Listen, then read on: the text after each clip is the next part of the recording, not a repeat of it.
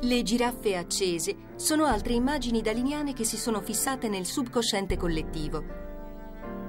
Una notte durante un incendio nell'Emportà, tutti credevano di vedere giraffe in fiamme che camminavano fra le montagne.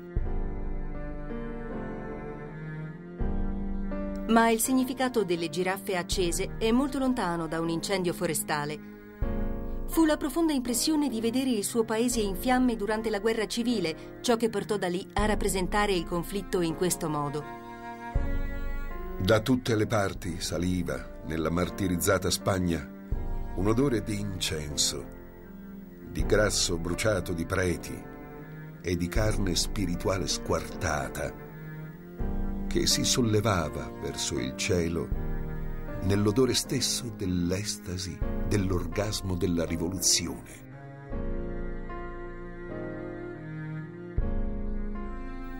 Il cavallo del Guernica, immagine della guerra creata da Picasso, era diventato la giraffa in fiamme di Dalì, simbolo del paese che ardeva consumandosi nel proprio odio.